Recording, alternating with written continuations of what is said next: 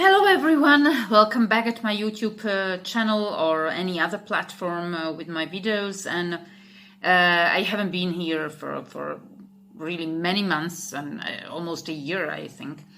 And I decided that today I start again some series or something which is maybe more interesting than just education, grammar, which many of you actually really demand and want, because it's never-ending story. Like learning and speaking and using the foreign languages is forever, for life, and we have to all actually get improved and enhanced in speaking, grammar, anything. Recently, I have started basically working also with subtitles and with movies and how to convey the language from one, which is international and world language like English, lingua franca, to very small local language and two languages basically. And I found out that it's really hard, that a lot of people say to me that English is easy and it's basically easy to somehow communicate and start communication, which I completely agree that English is very easy language in terms of the beginning and tourist language and lingua franca of the world because of the travel, because when you meet anyone from any country in the world, usually you start speaking English, or you ask that, okay, do you speak English? Can we talk English together? Like, yes, in this way, it's pretty easy because it doesn't have that kind of very complex grammar structure like many other languages, especially Slavonic languages, or of course Japanese, Korean, Arabic language, and many others. But when you go deeper into English, you find out, and I think that many native speakers actually really agree with me, you find out that it's pretty hard. It's idiomatic, it's metaphorical.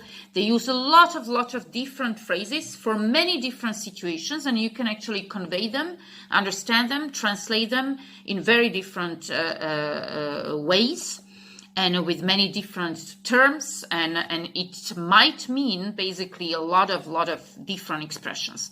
And this sentence is basically more than truth. In dialogues, in movies, in documentaries, in explanations, that's very true. That actually just term now doesn't mean always now, the basic actually meaning in any other language, but it can mean actually 6 different things or stuff or terms in other languages.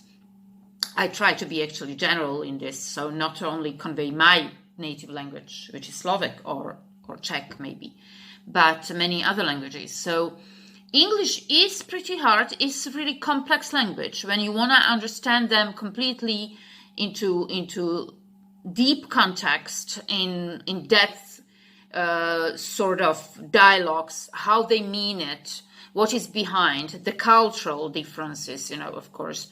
And there are many phrases from the movies, actually, which are very interesting, and we can actually go through some of them.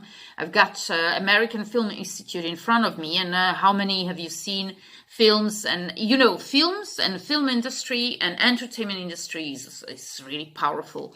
It's overwhelming. It's everywhere. Netflix now, everywhere. And not only Netflix, Apple TV, Prime Video, whatever, yeah?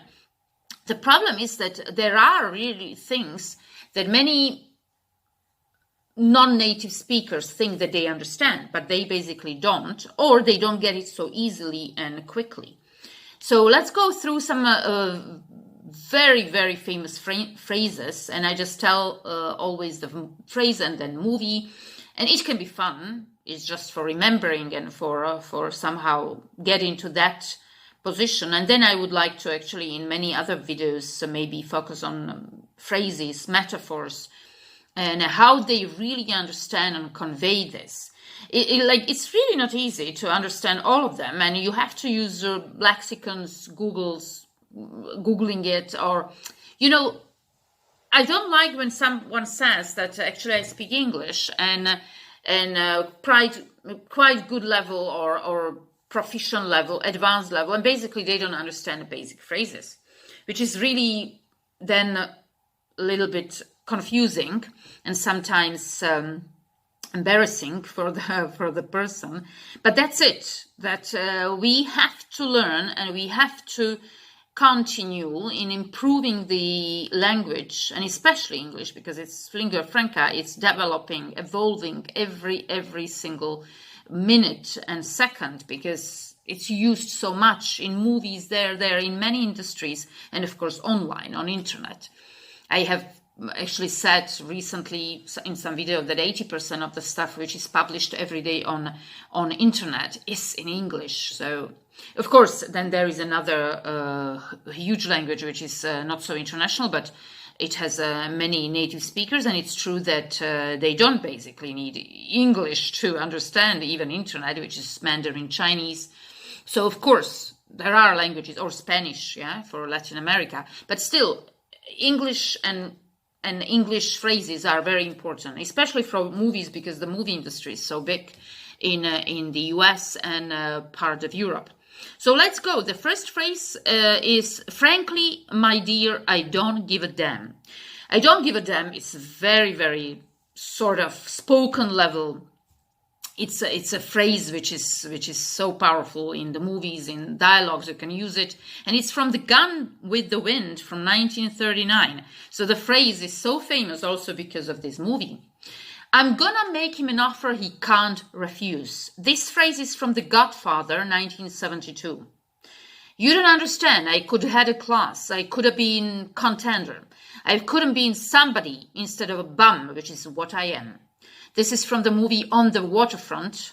I don't remember that I've seen that, but it's from 1954. The phrase is quite powerful because I think it's about that feeling and who someone is. I think it's a woman. Then here's Looking at You, Kid. It's from Casablanca, 1942. Go ahead, make my day. Sudden Impact from 1983. I didn't see that movie, but the phrase is powerful. Go ahead, make my day. I think everyone understands. Make my day. What is it? It's also a phrase which is quite often used. All right, Mr. DeMille, I'm ready for my close-up. It's from Sunset Boulevard from 1915. May the Force be with you. Star Wars, 1977. Fasten your seatbelts. It's going to be a bumpy night, which is from the movie All About Eve, 1950. I think that's a powerful phrase because fastening your seatbelts, everyone would actually think or deduce that it's something on the board going on the plane, but it's not. It's a bumpy night, so it's actually this metaphor from that. What we've got here is a failure to communicate. That's from Cool Hand Luke from 1967. As you can see, the movies which are so I would say important and crucial in Hollywood business are actually quite old. But of course, let's go a little bit further to our century. And I'm looking for that, but American Film Institute is not actually even like, they really use a very, very old movies to get this sort of powerful 100 phrases. I think they did. And they consider these movies for really, or the phrases, I would say. One is from Titanic from 1997. I'm the king of the world, which we know that Leonardo DiCaprio, he really said it. Nobody puts baby in a corner. I think that our generation remember that it's from 1987 from Dirty Dancing. Then from Frankenstein movie from 1931, which is a pretty old movie, it's the phrase, it's alive, yeah? It means Frankenstein when they actually found out that it's some sort of breathing. I don't see really very new movies. I think that sometimes, and many people say that nowadays, basically, the Hollywood is sort of looking for itself again. And it's also because of the platforms like Netflix, Apple TV, and whatever, which they produce actually their own movies, but more series. Now it's really about series and about popular stories, and which you can watch a couple of minutes or a couple of hours every day. I think it's quite powerful, and that's why I think that all movies which I have just mentioned, which is just for the beginning, are very powerful, and also in phrases, and also how they use it, and how these phrases became really world known, and everybody knows them, yeah. Or for instance, from Goldfinger, 1964, which is actually a James Bond movie, a martini shaken, not stirred. Also very powerful phrase, and I think it's sometimes repeated, revised in other movies. So this was from the big, just like a little bit for warming up as a beginning video to this series, which I want to actually focus on. So I was thinking that next time I maybe take really the phrases which are quite powerful now, or which I come across, and we can actually dig deeper and explain them, how they use it, in which situations, and when, and from which movie they are so popular. Thank you very much. See you next time.